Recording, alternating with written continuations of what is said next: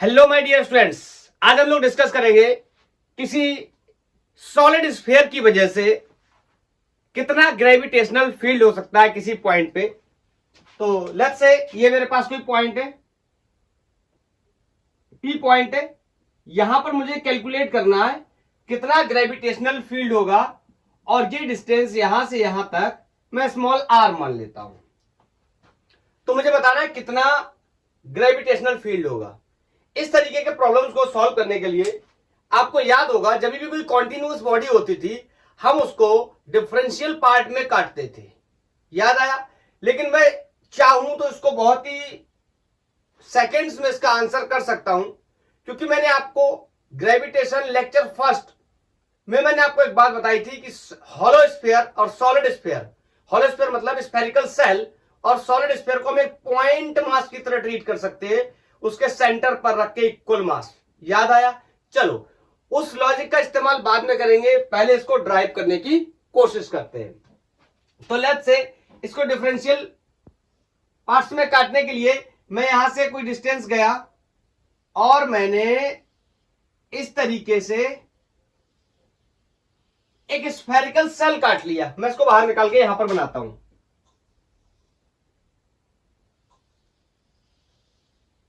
ये मैंने कोई स्फेरिकल सेल काट लिया और इस सेल का मास कितना है dm, और इस सेल के सेंटर से ये कोई पॉइंट P था और ये डिस्टेंस मैंने r ले रखी थी। इस पॉइंट पर मेरे को कैलकुलेट करना है ग्रेविटेशनल फील्ड। अब इसमें कुछ सवाल हो सकते हैं।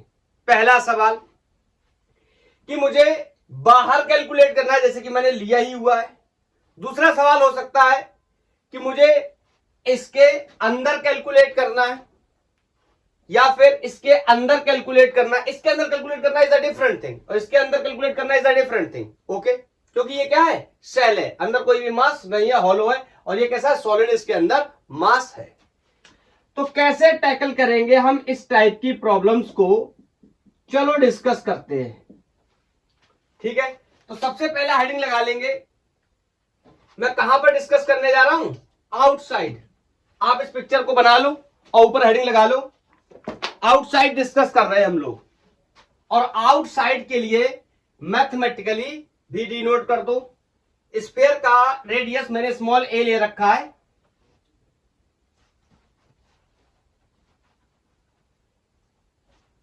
तो पहला point outside the sphere.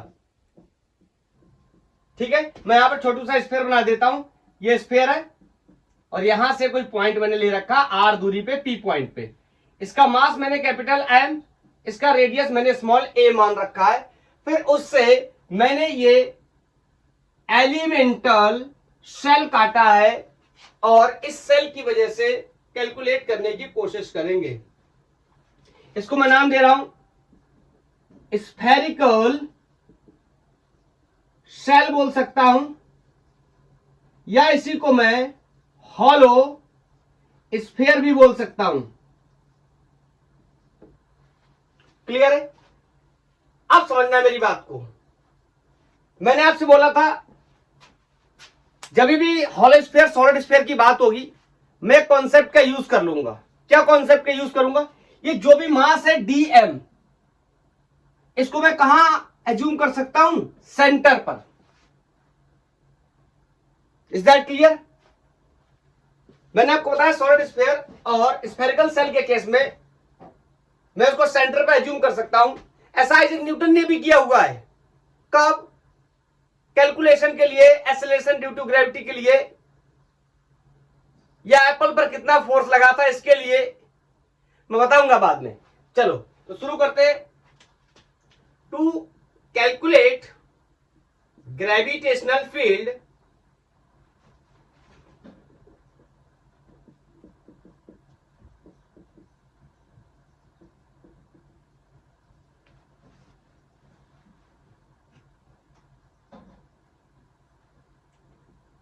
at the point P, ध्यान से सुनना, we can replace the spherical shell by a point mass, value कितनी है dm एट सेंटर। क्लियर है? मैं सेंटर पर मान सकता हूं और रख देता हूं नाम सेंटर का, ठीक है, इसमें तो किसी को कोई दिक्कत होनी नहीं चाहिए। और ग्रेविटेशनल फील्ड किसी पॉइंट मास की वजह से आर दूरी पर कितना होता है, प्रीवियस लेक्चर में हम लोग इसको डिस्कस करके आए। तो मैं लिख दूं उसकी वजह से डीएम मास की वजह से कितना ग्रेविटेशनल फील्ड होगा, ई या डीई लिख दे रहा हूं, DE is equal to G DM upon ये distance R square. Is that clear?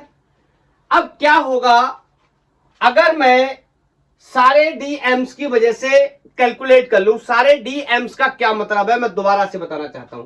क्या ये डीएम ना, ये पूरा ही जो मैंने काट के रखा है बाहर निकाला है यहां से, ये पूरा ही खुद में क्या है डीएम। तो डोंट थिंक कि ये वाला डीएम नहीं, ये पूरा ही क्या है डीएम। अगर दूसरा डीएम समझना है तो मैं क्या समझा सकता हूं आपको, ये ध्यान से सुनना। ये मेरे पास एक सॉलिड स्फीयर था, मैंने सेंटर से यहां कहीं जाके एक इस तरीके से काट के निकाला, तो ये पहला डीएम हो गया। अब ध्यान से सुनना, ये ऐसे मैंने काटा तो ये दूसरा निकाला, ये दूसरा डीएम हो गया।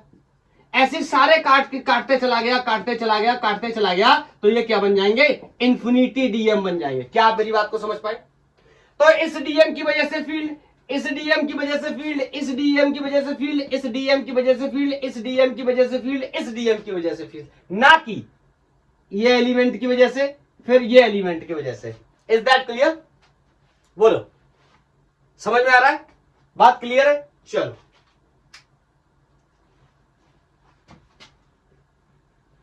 और अगर मैं वेक्टर में डिनोट करना चाहूं तो इसका डायरेक्शन भी बता सकता हूं, अलोंग पीओ। कैसे? प्रीवियस लेक्चर में बताया है, अगर नहीं याद रहा दोबारा से बता देता हूं। यहां पर अपन कोई टेस्ट मास रखेंगे डायरेक्शन पता करने के लिए एम नॉट, तो बोलो ये डी एम मास इसको क्या करेगा, ऐसे अट्रैक्ट करेगा, तो direction will be PO, not from O to P, P to O. Is that clear? तो अभी इसको क्या कर देंगे, इंटीग्रेट कर देंगे।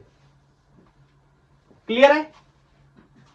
बोलो, जो जो कांस्टेंट है उनको अपन बाहर निकाल लेंगे।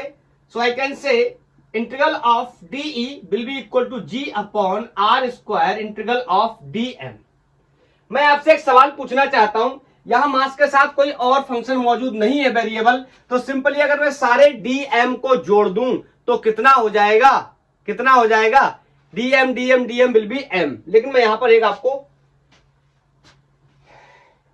पहले तो मैं लिख देता हूं, तो DE D will be E, तो ये हो गया G M upon R square. आप गलत ना करें क्वेश्चन को या कॉन्सेप्ट को अलग तरीके से ना ले ले। मैं एक बात आपको बताता हूं, ये मेरा सॉलिड स्फीयर था और सॉलिड स्फीयर के सेंटर से मैं कोई आर दूरी बाहर गया था और इस पॉइंट पे मैं ग्रेविटेशनल फील्ड ई की वैल्यू को कैलकुलेट कर रहा हूं और मैंने इसका एक डिफरेंशियल एलिमेंट काटा जो कि सेल के रूप में था, इसको मैंने बाहर निकाला, इसका डीएम जोड़ा, दूसरे का डीएम जोड़ा, तीसरे का डीएम जोड़ा, सबका डीएम जोड़ा, तो इसका मास क्या हो गया, एम। क्योंकि मैंने मान के रखा था इसका मास एम है और इसका रेडियस क्या है, छोटू ए। मैं आपसे एक दूसरा प्रश्न पूछना चाहता हूं, ये तो मैंने बाहर कैलकुलेट किया, तो डीएम डीएम डीएम को मैंने एम जोड़ लिया। अब मेरे एक सवाल का आप जवाब दे दो, बस यहां से कॉन्सेप्ट क्लियर हो जाएगा।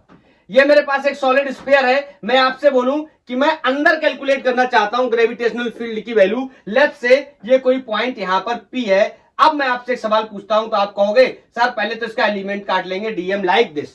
Is that clear? ओके। अब मैं आपसे पूछूं, जब इसी तरीके की सिचुएशन अगर दोबारा बनती है और डीएम इंटीग्रेशन के अंदर रहता है, तो क्या डीएम डीएम डीएम को मैं कैपिटल एम के बराबर लिख सकता हूं? क्योंकि ये तो मास ऑफ द स्फीयर है, तो मैं ऐसा नहीं कर सकता। Answer is very clear, this point is outside. तो इसका इसके जितने भी स्फेरिकल सेल मैंने जो काट के निकाले सबको मैं मान सकता हूं कहां पर रखे हुए हैं, सेंटर पर रखे हुए हैं, और टोटल मास को कॉन्सेंट्रेटेड मान करके मैं एज्यूम कर लूंगा कि सारे डीएम्स को जोड़ने पर इसका टोटल मास मुझे मिल जाएगा। But not in this case. क्यों? वजह मैं आपको बताता हूं। जब आपने ये पॉइंट सेलेक्ट कर लिया, ये पॉइंट सेलेक्ट करने के बाद आपके लिए ये जो सॉलिड स्फीयर है ना, ये जो मैंने डॉटेड लाइन से बनाया, बस इतना ही बचा है। ये बाहर का जो मास है, जो मैं ये पेंट कर रहा हूं, ये बाहर का जो मास है, अब इससे आपका कोई लेना देना नहीं है। आप इसके बारे में डिटेल्ड इंफॉर्मेशन तब मिलेगी आपको जब आप क्लास 12th में आएंगे और आप गाउस थ्योरम के बारे में पढ़ेंगे, गाउस लॉ के बारे में पढ़ेंगे, तो वहां पर आपको सीखने को मिलेगा। Is that clear? अब मेरे लिए इतना ही रह गया जब मैं अंदर की बात कर रहा हूं तब। अगर मैं बाहर की बात करता तो नो डाउट इस डीएम को, इस डीएम को, इस डीएम को, इस डीएम को, सारे डीएम को कहां मान लेता? Concentrated at the centre. क्या इस केस में सर मैं सारे डीएम मासेस को सेंटर पर नहीं मान सकता हूं? आप मान सकते हैं, लेकिन सिर्फ जितने को आपने काट कर लिया हुआ है उतने ही पोर्शन को अंदर मानेंगे। कब? अगर मैं आपसे बोलूं, एक सेकंड के लिए आप मेरी बात को सुनना, ये मैंने कोई स्फेरिकल सेल काटा, ठीक है, और ये जो कैलकुलेशन वाला पॉइंट है ये मैंने पी बाहर रख लिया, तो मैं इस मास को कॉन्सेंट्रेटेड मान सकता हूं like this at the centre, और ये पॉइंट मेरा कोई पी हो गया। लेकिन अगर ये पॉइंट इसके अंदर चला जाएगा तो मैं ऐसा नहीं कर पाऊंगा। अब इसका एक्सप्लेनेशन में ज्यादा दूंगा तो आपको, अगर मैथमेटिकल फॉर्म में समझाऊंगा तो भी आपको समझने के लिए इसके लिए इंटीग्रेशन आना चाहिए, और शायद आप इस बात को अभी समझने के लिए रेडी नहीं है। E dot line integral of E dot sorry surface integral of E dot D S is equal to enclose charge per unit epsilon naught. ये गाउस थ्योरम होता है, बिल्कुल हूबहू काम करता है ग्रेविटेशन में भी, बस इस चार्ज को रिप्लेस करना होता है किसके साथ में? मासेस के साथ में। यहां पर स्टोरी क्लास 12th में चार्जेस की होगी, यहां पर मासेस की होगी। तो क्या आप इस डीएम की स्टोरी समझ पाए कि मैंने इस डीएम को, इसका दूसरा एलिमेंट रहा होगा, इस डीएम को तीसरा एलिमेंट रहा होगा, इस डीएम को, सारे डीएम्स को कैसे जोड़ करके इसका पूरा मास लिख दिया, सबको क्या मान लिया? Concentrated on the centre. लेकिन कहानी सिर्फ तभी अच्छी लगती है जब ये पॉइंट कहां है? Outside. Is that clear? Okay, चलो। तो सर मुझे देखने में ऐसा लग रहा है ये ग्रेविटेशनल फील्ड तो मैं पहले भी कैलकुलेट कर चुका हूं। एक पॉइंट मास की वजह से आर दूरी पर कितना ग्रेविटेशनल फील्ड होता है, इतना ही तो होता था। तो कहानी भी क्या है? यही तो कहानी हुई है। अभी मैंने सेल्स में काटा, सेल्स में काटा, सारे सेल्स के मास को सेंटर पर कॉन्सेंट्रेटेड मान लिया। इसीलिए तो मैं बोल रहा हूं ना, जब मैंने लेक्चर को स्टार्ट किया था डे 1 से, तब मैंने आपको वहां पर एक बात बताई थी। मैंने कहा था स्फेरिकल सेल्स और सॉलिड स्फीयर के केसेस में भी मैं यूज कर सकता हूं किसको? यूनिवर्सल लॉ ऑफ ग्रेविटेशन, जिसकी लिमिटेशन थी, सिर्फ एप्लीकेबल था किसके लिए? पॉइंट मासेस के लिए, नॉट एप्लीकेबल था किसके लिए? कॉन्टिन्यूअस मासेस के लिए। स्फीयर सॉलिड हो या हॉलो हो, दोनों ही कॉन्टिन्यूअस मासेस हैं, क्योंकि उनके वॉल्यूम में या उनके एरिया में मास क्या होता है? डिस्ट्रीब्यूटिव होता है। लेकिन उसके बावजूद भी मैं उस पर पॉइंट मास का कॉन्सेप्ट अप्लाई कर पाता हूं, क्योंकि मैं मान लेता हूं, ये मानने की परमिशन दी हुई है कि उसके मास को मैं कहां मान सकता हूं? सेंटर पे concentrated in both cases, solid sphere as well as spherical shell या फिर हॉलो स्फीयर। तो ये तो वैल्यू हुई Gm/r² is the gravitational field due to a solid sphere at the point P which is outside the solid sphere। मैंने यहीं से mention करके शुरू किया था। Is that clear? तो मैं इसके बारे में अगर कुछ बताना चाहूं तो बता सकता हूं। मैं लिख सकता हूं यूनिफॉर्म सॉलिड स्फीयर में भी नहीं लिखना चाहिए, कैन भी लिखना चाहिए, can be treated a point mass of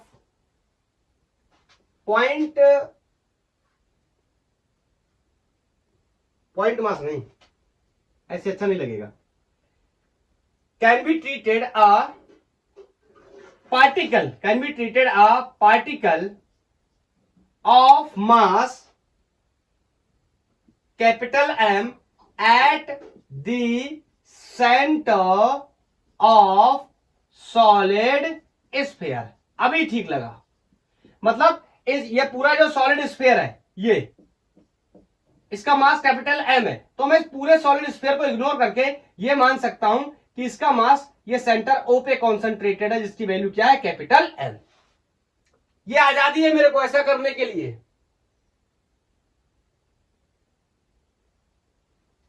ठीक है। फॉर कैलकुलेशन ऑफ ग्रेविटेशनल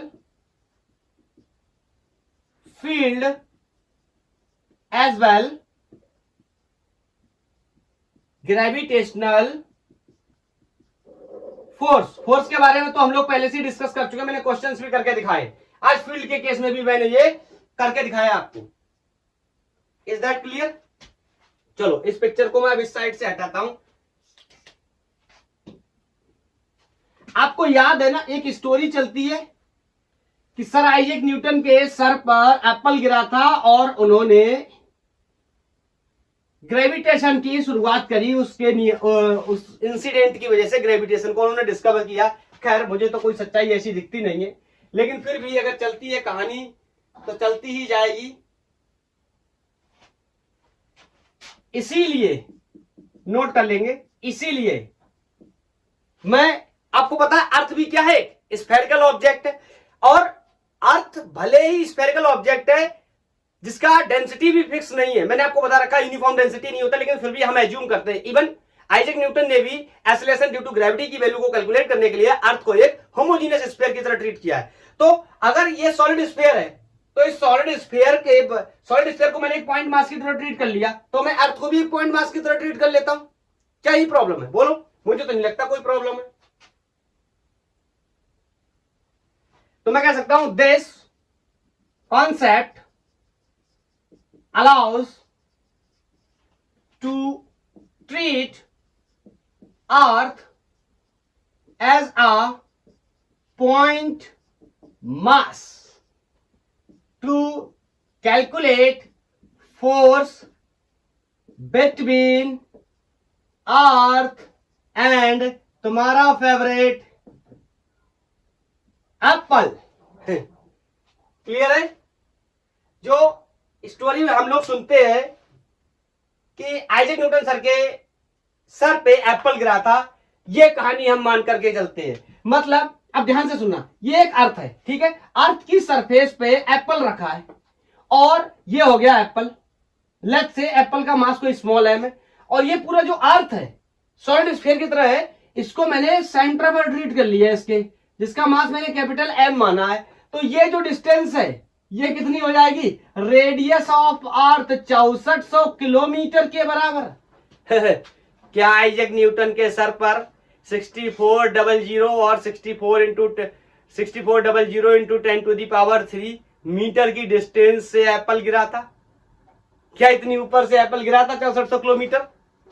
पेड़ कितना ऊंचा होगा बोलो? इसीलिए ये कहानी, ये नैरेटिव मुझे समझ नहीं आता, लेकिन फेमस है तो हम भी कह सकते हैं। इसी कॉन्सेप्ट का यूज करके आइजैक न्यूटन ने इस वैल्यू को 6400 किलोमीटर मान करके एप्पल और अर्थ के बीच में फोर्स कैलकुलेट किया, जो कि 0.8 न्यूटन के आसपास आता है। आप चाहो तो सारी चीजों को डाल करके कैलकुलेट भी कर सकते हो, आपको एप्पल का मास एज्यूम करने में ज्यादा प्रॉब्लम आने वाली नहीं है। अब सुनना, आउटसाइड कैलकुलेट कर लिया और आउटसाइड कैलकुलेट करने के बाद बहुत ही जबरदस्त चीज देखी कि उतनी ही वैल्यू आ गई जितनी एक पॉइंट मास के लिए आती है। क्यों आ गई ये वजह भी क्लियर है। स्फेरिकल सेल्स जितने भी डीएम मास के कांटे थे, उन सारे स्फेरिकल सेल का मास सेंटर पर कॉन्सेंट्रेटेड कर लिया। अब अंदरूनी हिस्से में चलते हैं, अंदर बात करना चाहते हैं कि सॉलिड स्फीयर के अगर अंदर निकालनी पड़ जाए ग्रेविटेशनल फील्ड की वैल्यू तो कैसे कैलकुलेट हमें करना चाहिए। तो हेडिंग लगा लेंगे, field at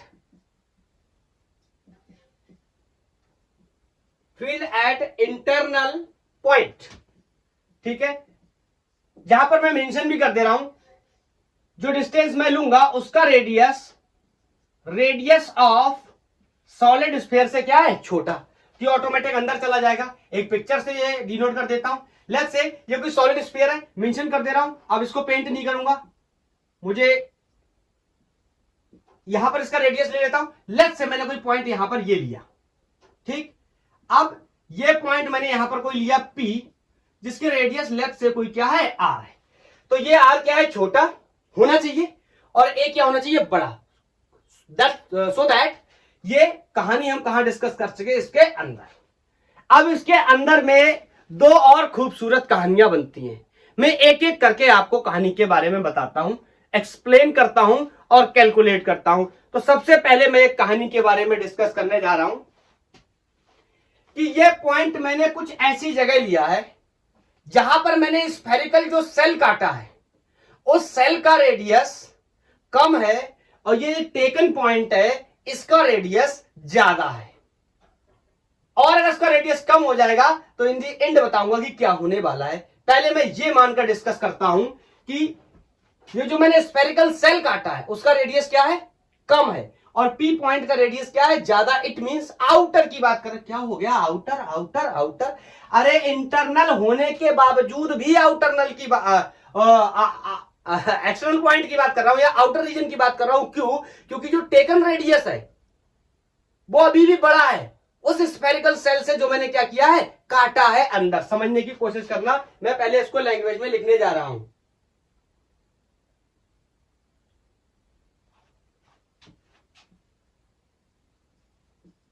Suppose the point P inside the solid sphere, ये मैंने कुछ इस तरह लिया है कि अगर मैं इस सॉलिड स्फीयर को स्फेरिकल सेल्स में काटूंगा तो ये पॉइंट बाहर रह जाएगा। कैसे, समझने की कोशिश करेंगे। Suppose the point P inside the solid sphere may be divided into spherical cells। मैंने इसको स्फेरिकल सेल्स में डिवाइड कर सकता हूं मैं। स्फेरिकल सेल, हां, जिसका मास कहां मानूंगा, सेंटर्ड एट O। इसके सॉलिड स्फीयर के सेंटर पर पूरा मास, पूरा कौन सा मास, जो मैं स्फेरिकल सेल्स को डिवाइड कर रहा हूं। यहां पर बनाता हूं पिक्चर, एक रफ पिक्चर। ये एक सेल हो गया, ऐसी मान के चलो। इसके अंदर एक सेल और हो सकता है, इसके बाहर एक सेल हो सकता है, लेकिन ये सारे सेल्स में काट रहा हूं, इन सेल्स का मास कहां पर है, कॉन्सेंट्रेटेड है यहां पर। कहानी ध्यान रखना, ये पॉइंट अंदर है, इसके बाहर वाला सेल, अभी उसकी बात नहीं कर रहा हूं मैं सिर्फ इसकी बात कर रहा हूं। ये जो पॉइंट मैंने जहां पर लिया है उसके अंदर बचे हुए जो मास है, सॉलिड स्फीयर का जो मास है, उसमें मैं कटिंग कर रहा हूं, किसकी, स्फेरिकल सेल्स की कटिंग कर रहा हूं। ये जो बाहरी रीजन है, इस पॉइंट के जो बाहरी रीजन है, भले ही वो सॉलिड स्फीयर के अंदर है, लेकिन मैं अभी उसकी बात नहीं कर रहा। Is that clear? Is that clear?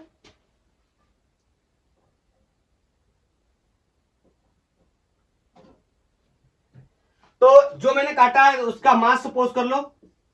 Suppose the mass of that shell is dm। Is that clear? अब यहां से सुनना, ये पॉइंट में बहुत ही इंपॉर्टेंट मार्क करने जा रहा हूं, ध्यान से सुनना।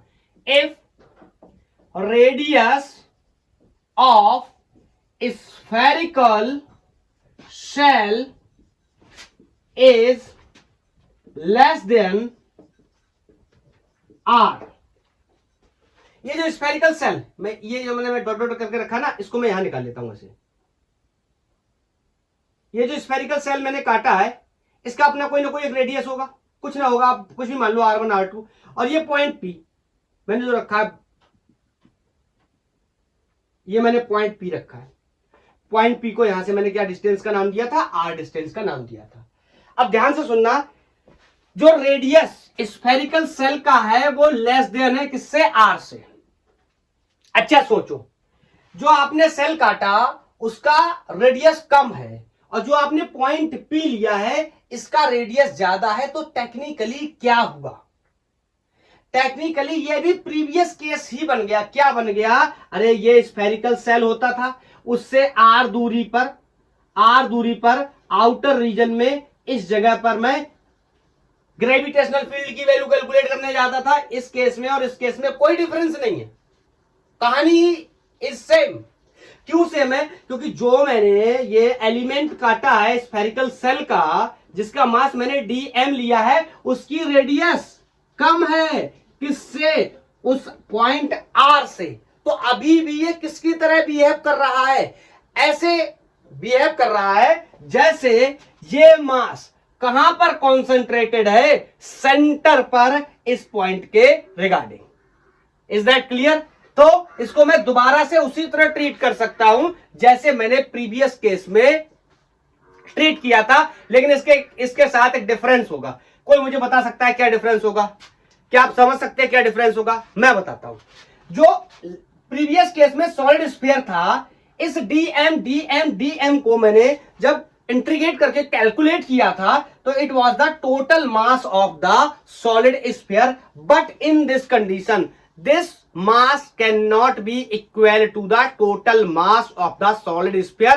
वजह बहुत साफ है, क्योंकि जब मैंने ये पॉइंट P ले लिया है तो इसके बाहर का जो मास बचा है, अब इस मास से मेरा कोई भी लेना देना नहीं है। मेरे लिए स्फीयर सिर्फ इतना बचा है जिसका रेडियस क्या है, छोटू r है। तो इस बार dm will not be equal to the total mass of the solid sphere। कितना होगा इसको कैलकुलेट कर लेंगे। Is that clear. तो ये एक्सप्लेनेशन में हटा देता हूं और अपने काम को शुरू कर देते हैं, ठीक है। बिल्कुल कंफ्यूजन नहीं होना चाहिए, बहुत ही इंपॉर्टेंट पार्ट है ये। तो इसके लिए मैं लिख सकता हूं, इस dm मास की वजह से छोटा सा फील्ड होगा जिसकी value gdm upon r square, अपन इसको क्या कर देंगे, इंटीग्रेट कर देंगे। और इसके इंटीग्रेशन के लिए de जो भी कांस्टेंट है इनको अपन बाहर निकाल लेंगे, अंदर बचा कौन, dm।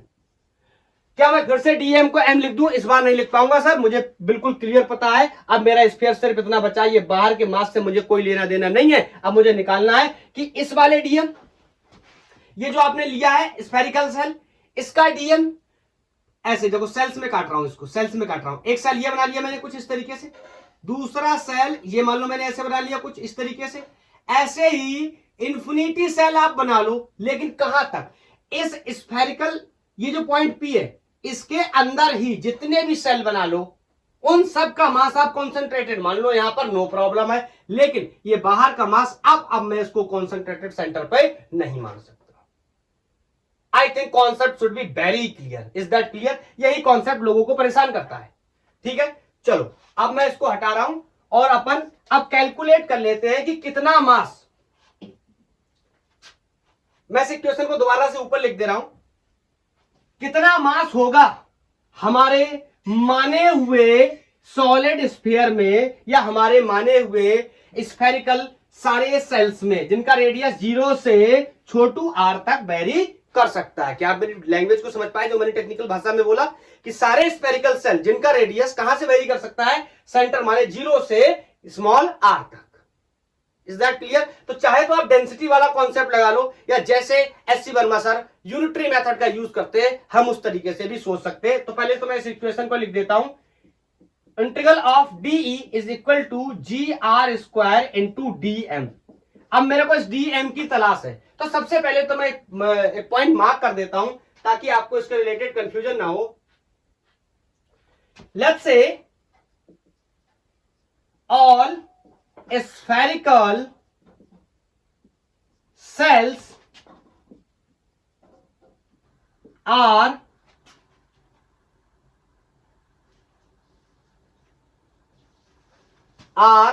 formed, क्या करते हैं बताओ, a solid sphere।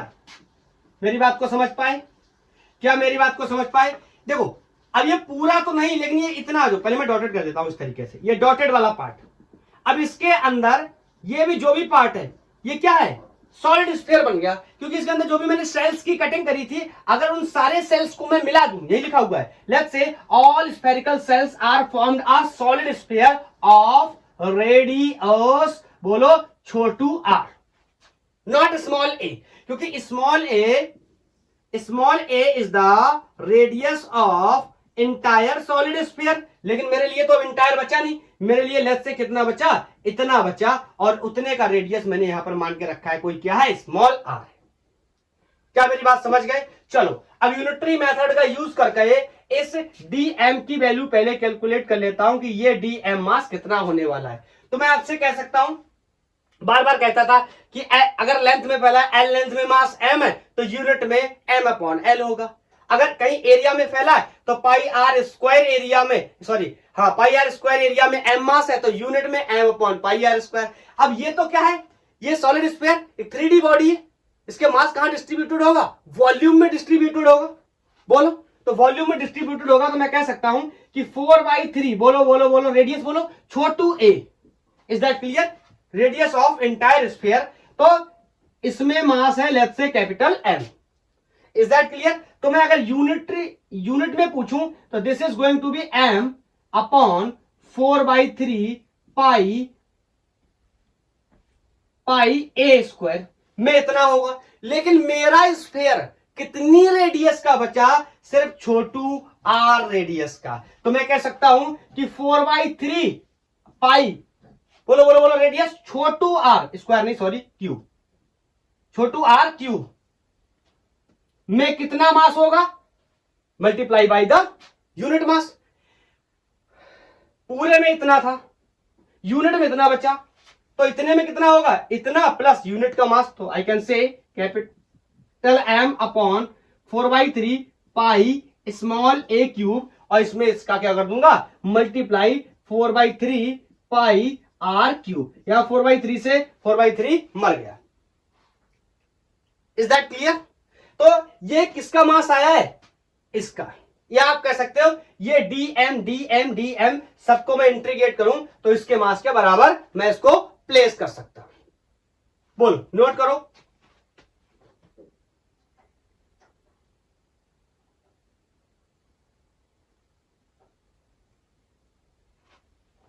हटाऊं। अब अगर इक्वेशन 1 की हेल्प लूं, पुट इन 1 कर लो आप, तो यहां से मैं इस वैल्यू को सॉल्व करके लिख देता हूं, एम ऊपर बचा आर क्यूब, नीचे बचा A cube. Let me check is it visible और नॉट, यस इट इज। चलो, तो यहां से मैंने इस डीएम की वैल्यू निकाल ली, तो बताओ डीएम डीएम डीएम डीएम सबको जोड़ दिया तो कितना आया, इतना। इसमें कौन, सब कुछ कांस्टेंट है, आर इज द रेडियस जो कि मैंने मान के रखा था, A is the radius of the capital, sorry जो सॉलिड स्फीयर लिया था उसका।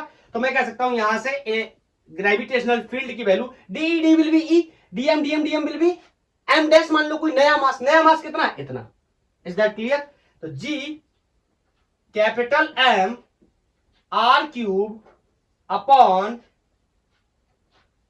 ये आर स्क्वायर यहां पे लेना है, जी अपॉन आर स्क्वायर, और M R cube upon A cube. यहां आर स्क्वायर से आर क्यूब चला गया, ऊपर एक आर बचा, तो I can say G capital M छोटू R upon A cube. Look at this beautiful result, this is the value of gravitational field inside a solid sphere, but remember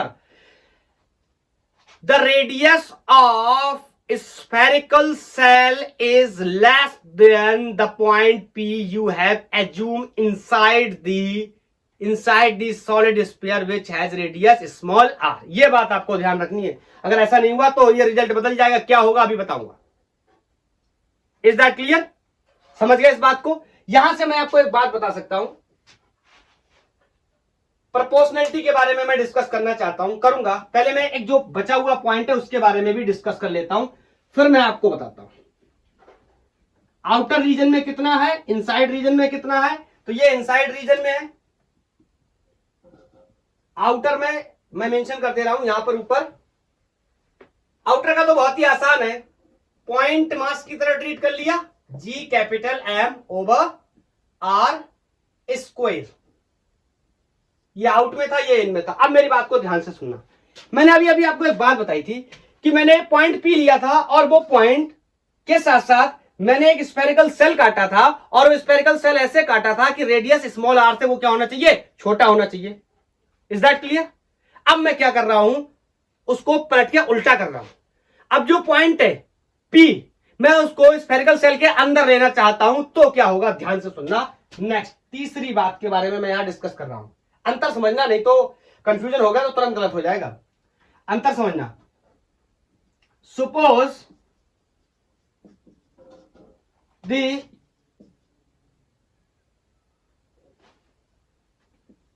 spherical shell, जो मैंने assume किया है, has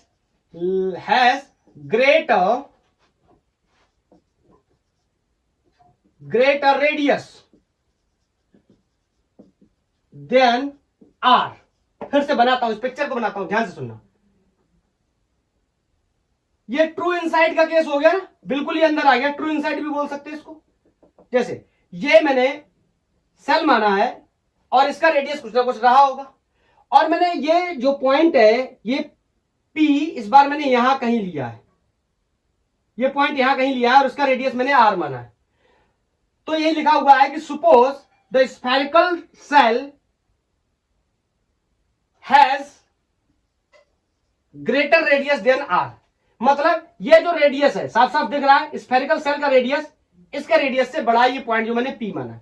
अब इस घटना को समझने की कोशिश करोगे ना तो बहुत ही मजा आएगा। अगर आप क्लास 12th में होते तो मैं आपको तुरंत बताता, ये बात ध्यान से सुनना, तुरंत बताता मैं आपको कि surface integral of E dot ds is equal to enclose charge per unit epsilon naught. ये गॉस थ्योरम का नियम होता है कि अगर अंदर कोई भी चार्ज नहीं है तो यहां पर फील्ड कितना हो जाएगा, 0 हो जाएगा। बिल्कुल सिमिलरली बताओ, ये स्फेरिकल सेल जो आपने काट करके बाहर निकाला है, ये पॉइंट आपने कहां लिया है, उसके अंदर लिया है, और ये तो स्फेरिकल सेल है, मतलब इस हॉलो स्फीयर है, इसके अंदर तो कोई मास है नहीं। तो जब अगर इसके अंदर कोई मास नहीं है तो मैं कह सकता हूं कि E इनसाइड क्या आने वाला है, 0। रिमेंबर, ये भी E इनसाइड है, ये भी E इनसाइड है। ये E इनसाइड तब है जब मैंने जो पॉइंट लिया है उसका रेडियस स्फेरिकल सेल जो मैंने कट करके निकाला था उसके रेडियस से क्या है, कम है। When this radius is greater than the radius of spherical cell, then result will be this. Is that clear? इसीलिए मैंने आपको यहां समझाने के लिए बताया। आप ऐसा काम चलाने के लिए एज्यूम कर सकते हैं कि इनक्लोज्ड मास, तो बताओ इसके अंदर कोई भी मास नहीं है, तो ये वाला फंक्शन पूरा क्या हो गया, 0। तो E डॉट ds क्या हो गया, 0, मतलब डॉट प्रोडक्ट क्या हो गया, 0। तो या तो ds 0 या तो E 0। आपको पता है ds माने किसी का एरिया, किसी भी ऑब्जेक्ट का एरिया 0 नहीं हो सकता। इट मींस क्या 0 होने वाला है, E 0 होने वाला है। क्या आप मेरी बात को बहुत अच्छे से समझ गए?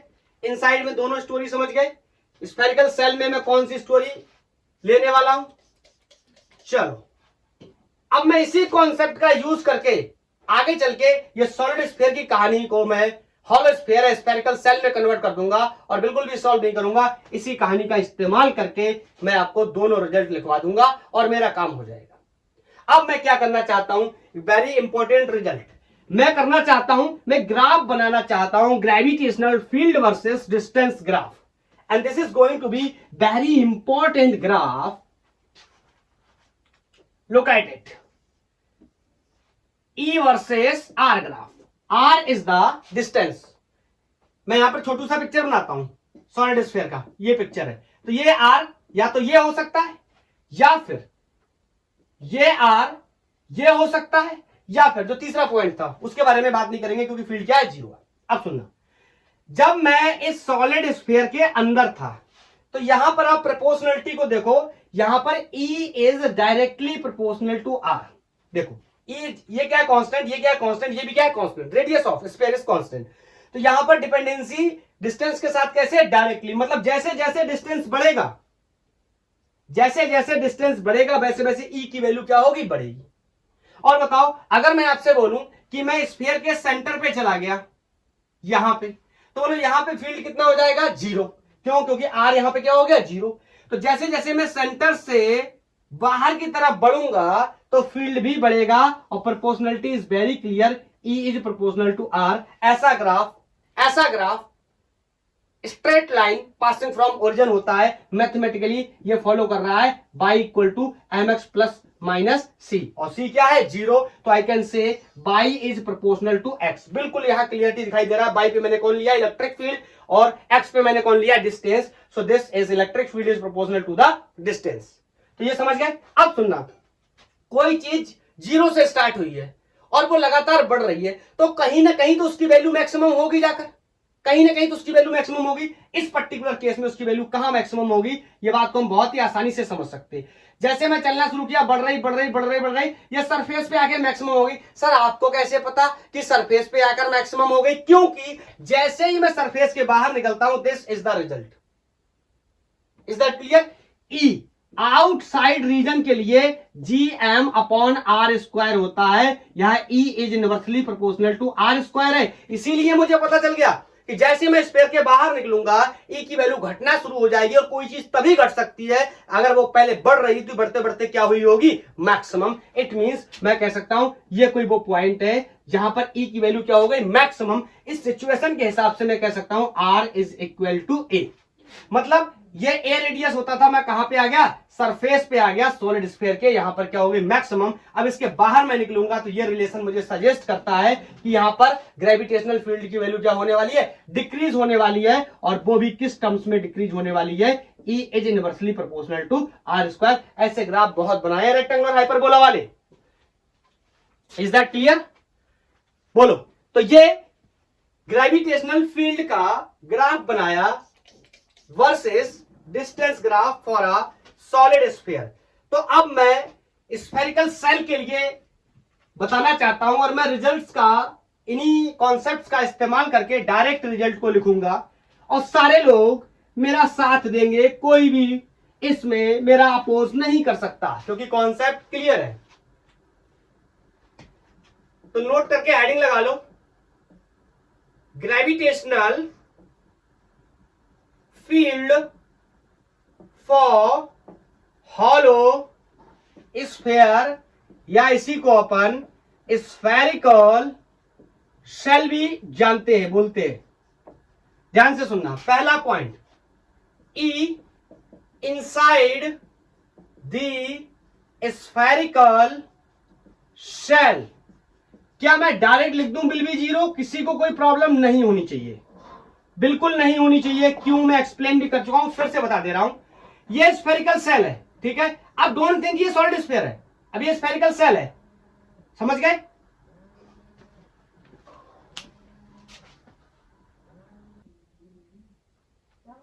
अब ये स्फेरिकल सेल है, तो आपको पता है इसके अंदर तो कोई मास है नहीं, और मैंने जो पॉइंट सेलेक्ट किया है वो कहां है? अंदर, यहां कहीं पर।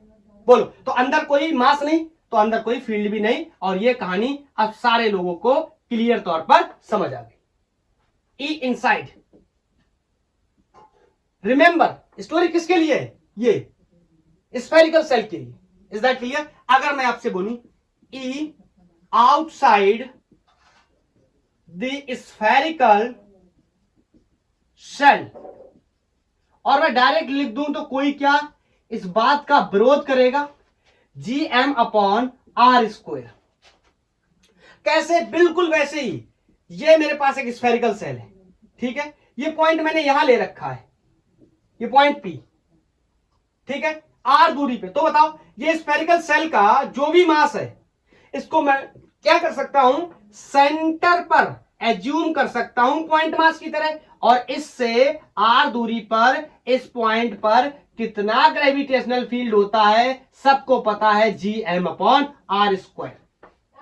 बोलो, हाँ, डिफरेंस क्या है? अब ये M का मतलब, यहां इस M का मतलब, ये this is not the mass of the solid sphere, this is the mass of this spherical shell. मैंने मान के रखा है इसका मास क्या है? M। Is that clear? तो अगर मेरे को इसके लिए ग्राफ बनाना हो, बताओ, तो मैं क्या करूंगा? बोलो। अब ये समझ गया मैंने क्यों किया है? मैं इसमें क्या कर सकता हूं? यहां लिख दे रहा हूं, because we can use the concept of point mass. Is that clear? Should be clear. ये पूरा मास कहां है? इस सेंटर पे कॉन्सेंट्रेटेड है। चलो जल्दी से इसका ग्राफ बना लेते हैं। इसका भी जैसे प्रीवियस केस में बनाया था ऐसे ही यहां पर तो और भी आसान है। बोलो ई वर्सेस आर ग्राफ। तो जब मैं अंदर गया सेंटर पे, यहां तो फील्ड जीरो था, चाहे सॉलिड स्फीयर हो चाहे हॉलो स्फीयर हो, सेंटर पर तो जीरो ही है। अब यहां पे क्या होता था? सॉलिड स्फीयर के केस में जैसे जैसे मैं बाहर आता था फील्ड की वैल्यू क्या होती थी? इंक्रीज होती थी। E inversely sorry directly proportional to R होता था। लेकिन इस कंडीशन में, इस फ्री स्पेस में, इस ओपन स्पेस में जहां पर मास नहीं है, पूरे में फील्ड की वैल्यू क्या रहने वाली है? जीरो। कब तक? जब तक मैं सरफेस पे ना पहुंचूं। और सरफेस पे वैल्यू कितनी होगी? मैक्सिमम। और उसके बाद ये देखो ई आउट, आउटसाइड जैसे मैं निकलूंगा ये घटना शुरू कर देगी। इसका मतलब सेंटर से और सरफेस तक जीरो, और सरफेस पे जस्ट एकदम जंप कर गई क्या? Maximum. And after that it is going to be decrease. Is that clear? Okay. तो मैं यहां पर ग्राफ ऐसे करके बना सकता हूं। This is the place where R is equal to, let's say कि मैं इसका रेडियस कोई स्मॉल ए मान लेता हूं, तो दिस पॉइंट इज ए। मतलब मैं कहां पर हूं? सरफेस पे। किसके लिए बात कर रहा हूं? स्फेरिकल सेल्स के लिए। और उसके बाहर जैसे मैं निकलूंगा E is inversely proportional to 1/r²। Is that clear? Is that clear? बोलो, समझ गए? मजा आया? So guys, this is the story of spherical shell and solid sphere. अब कुछ क्वेश्चंस ले लेते हैं और उनको सॉल्व करने के बाद इस लेक्चर को टाटा बाय बाय बोल देते हैं। मैंने कोई 2-3 सवाल लिए हुए अच्छे अच्छे, उनके बारे में डिस्कस करते हैं। एक क्वेश्चन जेईई मेंस 2019 में आया था इस कॉन्सेप्ट का यूज करके। चाहो तब तक आप लैंग्वेज को लिख सकते हो, मैं बोल रहा हूं। मेरे पास एक सॉलिड स्फीयर है, अ solid sphere of mass capital M and radius small a is surrounded by a spherical shell of thickness 2a and the mass 2m. Calculate the gravitational field at the distance 3a. चलो मैं note भी कर देता हूं इसको। JEE 19 में ये problem पूछा गया था। अ solid sphere of mass capital M and radius Chhotu a is surrounded या surrounding by a spherical shell of thickness 2a.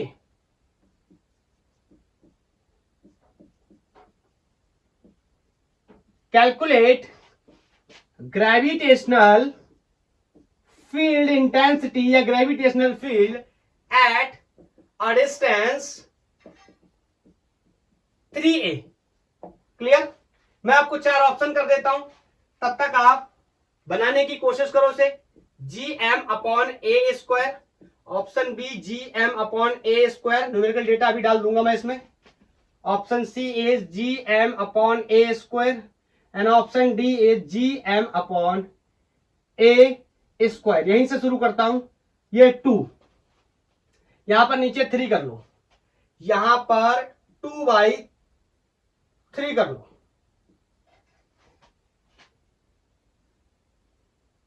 और यहां पर 9 कर लो। ठीक है, ट्राई कर लो। 4 ऑप्शन है, कितनी वैल्यू होगी? इतनी, इतनी, इतनी या इतनी। ठीक है, कर लिया? चलो मैं बताता हूं। 1 2 3 कर लिया। चलो अब इसका एक रफ पिक्चर अगर मैं बनाऊं तो ध्यान से समझो। ये एक सॉलिड स्फीयर है जिसका रेडियस छोटू a है। ये सराउंड किया गया है एक स्फेरिकल सेल के द्वारा जिसकी थिकनेस 2a है। इसका मतलब, इसकी थिकनेस का मतलब ये रेडियस यहां से यहां तक की, यहां से यहां तक की मिलाकर के कितनी है? 2a। अब मेरे से कह रहा है कि ग्रेविटेशनल फील्ड बताओ 3a डिस्टेंस। लेट्स से यहां सेंटर से बात कर रहा हूं, ठीक है?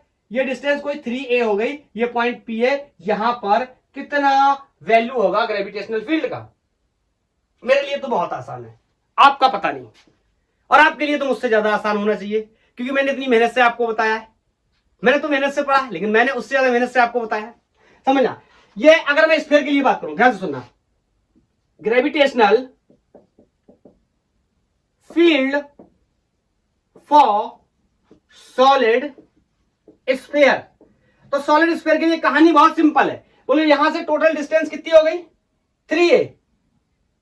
समझ पा, अब ये मत कर देना ये 4a, यहां से डिस्टेंस यहां तक की टोटल डिस्टेंस कितनी है 3a। तो मैं लिख सकता हूं E is equal to gm upon 3a square. बोलो, तो यहां से मैं सॉल्व करके इसको लिख सकता हूं E will be gm upon 9a square. 9 थोड़ा सा मेरे एक जैसा होता है, इक्वेशन 1 क्लियर है।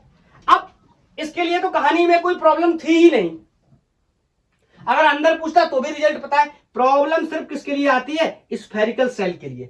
अगर ये पॉइंट किसी भी तरीके से इस स्फेरिकल सेल के अंदर आ जाता तो यहां पर इसके लिए फील्ड कितनी हो जाती 0।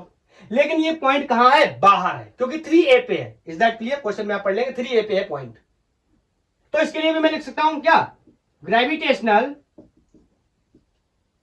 Field for spherical shell at 3a distance. Okay, तो I can say E is equal to, बताओ स्फेरिकल सेल के बाहर कितना ग्रेविटेशनल फील्ड होता था, उतना ही जितना स्फीयर के लिए होता था, इतना होता था। अब इस R की वैल्यू को मैं यहां पर कितना रख सकता हूं 3a स्क्वायर। तो this is also going to be gm upon 9a square. Equation 2। लेकिन इसमें एक ट्विस्ट है, इसका मास m ना होकर 2m है, क्वेश्चन में दिया गया है। स्फेरिकल थिकनेस, अच्छा मैंने मेंशन नहीं किया, और solid sphere of mass m and radius a is surrounded by a spherical shell of thickness 2a। यहां पर मास भी मेंशन कर लो, n मास 2m। अरे क्वेश्चन के डेटा को मिलाने के लिए और कुछ नहीं। तो यहां पर क्या कर लेंगे 2gm। Is that clear? मास दुगना है, रेडियस या थिकनेस भी दुगना है। बोलो, एक ये और एक ये, दोनों की वजह से मुझे ग्रेविटेशनल फील्ड मिल गया। अब अपन सिंपली इसको क्या कर देंगे ऐड, क्योंकि आपको पता है मासेस में कभी भी रिपल्सन का फिनोमेना होता नहीं है। तो मासेस कभी रिपल्सन का फिनोमेना दिखाते नहीं है, तो इसके फील्ड हमेशा क्या होने वाले हैं, ऐड होने वाले। तो I can say E net is going to be E1 plus E2, simply gm over 9a square plus 2gm over 9a square. अब इसको सॉल्व आउट करना बहुत ही आसान है। यहां से gm अपॉन 9a स्क्वायर को कॉमन ले लेंगे तो 1 यहां बचेगा, यहां 2 कितना हो जाएगा 3। तो आई कैन से 3/9 gm ओवर a स्क्वायर। यहां से ये कैंसिल होगा, तो gm over 3a square is the answer for this problem. क्या आपने किया था, क्या आपका आया था? अगर आपका ये आया था बहुत मुबारक, आपका कॉन्सेप्ट क्लियर है। अगर कोई डाउट रह गया था तो मैंने आपको बता दिया ये कैसे होगा, आप यहां से देख करके इसको क्लियर कर सकते हैं। बोलो, वन मोर क्वेश्चन, एक क्वेश्चन और लेते हैं, उसके बाद टाटा एंड बाय बाय। मैं बोलूं क्या क्वेश्चन को? चलो तब तक आप मेंशन करो, नोट करो। एक सॉलिड स्फीयर है जिसका रेडियस कोई r1 है, और एक और सॉलिड स्फीयर है जिसका रेडियस कोई r2 है, और r1 और r2 की वैल्यू 1 मीटर और 2 मीटर है। Is that clear? Gravitational field पहले और दूसरे की वजह से एक ग्राफ बनाया गया है, और उस ग्राफ में रिप्रेजेंट किए गए आपको m1 मास और m2 मास का रेशियो बताना है। समझो,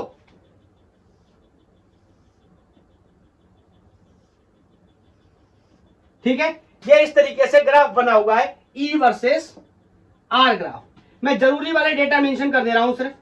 ये डिस्टेंस कोई 1 मीटर है और ये डिस्टेंस कोई 2 मीटर है। यहां पर E की वैल्यू कोई 2 है और यहां पर E की वैल्यू कोई 3 है। Is that clear? क्वेश्चन की पूरी लैंग्वेज को मेंशन कर दे रहा हूं, तब तक आप इसको सोल्यूशन बनाओ। और ये JEE 2020 का प्रॉब्लम है। कंसीडर